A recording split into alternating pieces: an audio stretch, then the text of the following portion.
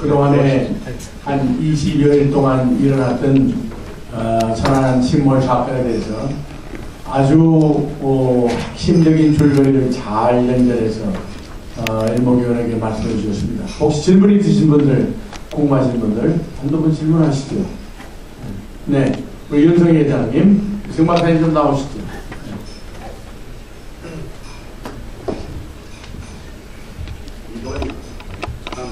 사건에 대해서 정부에서는 전혀 예기치 못한 사건인가, 그렇지 않으면 여기에 대한 대응책이 없었던 것인가.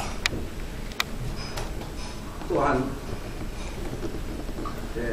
정부에서 얻어먹은 것을 알면서도 제대로 사실대로 발표하지 못했던 것은 거기에 한 국민들의 불안감이라든가 경제적 파탄이 올 것 같아서 시간이 흐른 다음에 더 좋은 방법으로 행하려고 했던 것이 아닌가, 이런 질문을 드리고 싶고, 여기에 관해서 조금 말씀을 드린다면은, 우리가 몇 달 전에 우리 프로그램에서 여기 해박하신 분을 초청을 해서 이제 강의 시간이 다 끝나고 제가 그냥 물었습니다. 금강산 관광에 한 여자분을 살해시키고, 그 다음에 얼마 있다가 그 다음에 가서는 서해 교전에서 또 6명을 살해시키는데, 이게 이제 기하급수로 이번에는 한 50명 정도를 100년도 조민들에게 오버알고 적당히 핑계대서 폭사가 시킬 적에 여기에 대한 정부 대응책은 어떻게 되겠습니까? 하니까 그분 말씀이 또 딴 분 고위장성으로 이렇게다가 전역하신 분들이 또 이 얘기는 제가 몇 분한테 물어봤는데 다 그런 답변을, 절대 그렇게 북한에서는 할 수가 없다. 왜 할 수가 없는 거 아니? 미국의 국방력이 너무나 강하다. 미국의 전세계 국방 예산의 반 이상을 차지하고 이렇게 막한 미국은 무슨 혈맹국가인 우리나라를 갖다가 그렇게 둘 수가 있느냐.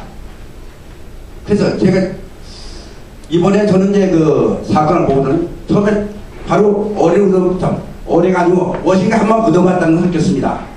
예.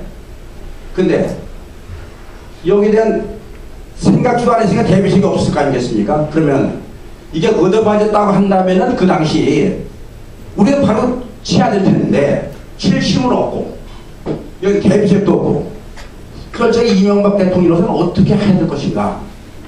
제가 이 땅을 갖고 참 난감하더라고요, 보니까.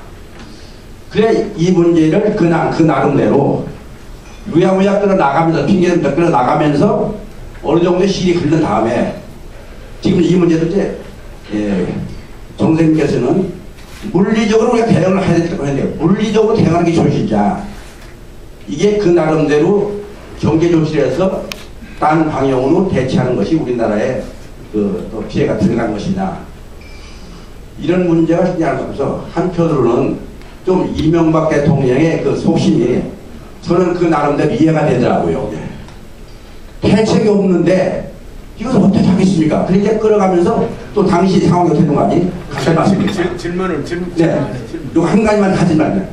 그 때문에 왜 우리가 혼자 한다면 힘이 없으니까 미국의 힘을 빌려야 할 텐데, 미국에서 미 8군 사령관이 청문회 때문에 미국을 불려갔다고 얘기를 해요. 잘 모르지만 그럴 적에 미국이 상의하지 않고서는 어떻게 놓칠 수가 있는 것인가, 이런 여러 가지 복잡한 문제가 있었던 것 같아서 저는 이해했습니다. 네.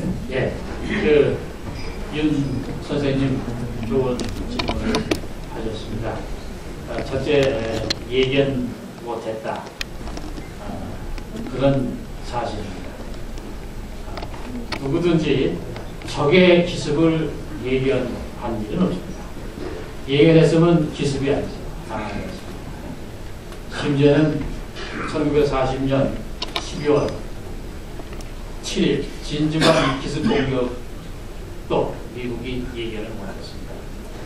그때 대위로 알고 있는데 한 대위가 정보장교였습니다. 일요일입니다. 사병이 딱 레이더 사병이 포착을 했어요. 이게 북쪽에서 함대가 들어옵니다. 바로 대비해야 된다. 그랬더니 이 대비가 무슨 소리야? 북쪽에서 지금 뭐가 내려 새떼야. 아니면 일반 상선 때야 됐습니다. 그러나 그 사병이 감지 판단이 어렵습니다. 그래서 이 대위가 코트 마셜에 걸렸습니다. 군사재판에 걸렸다가 결국 무죄로 판단됐습니다. 이 얘기는 누구나 못합니다. 다음에 이제 중요한 문제를 제시했습니다. 대통령으로서 사실대로 발표하면은 경제, 국민 불안감 때문에 안 됩니다. 제가 지난 한 50분에 걸쳐서 말씀드린 게 바로 이 대목입니다.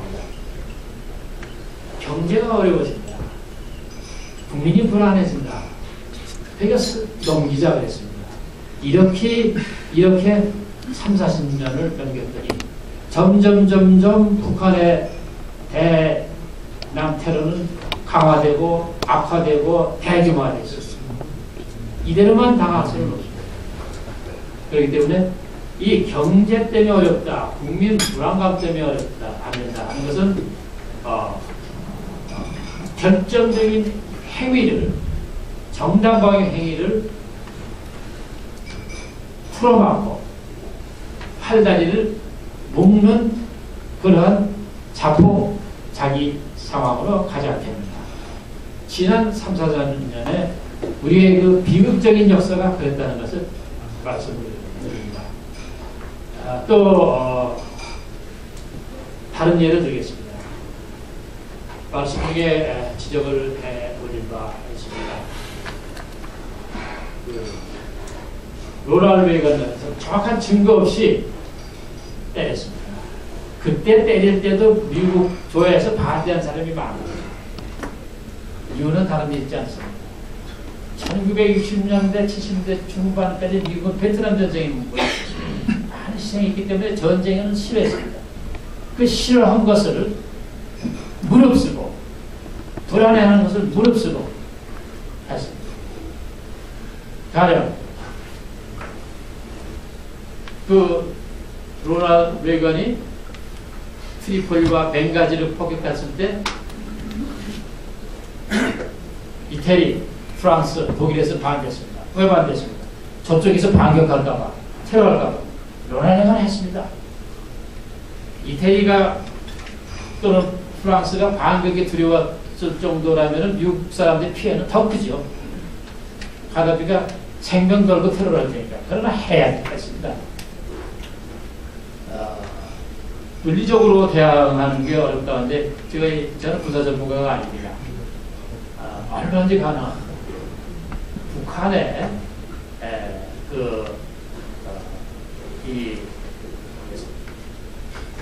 잠수함 및 반잠수함 기지가 다 서해 쪽에 있습니다. 그거를 우리도 최첨단 어뢰 같은 걸 이용해가지고 난파시킬 수가 있습니다.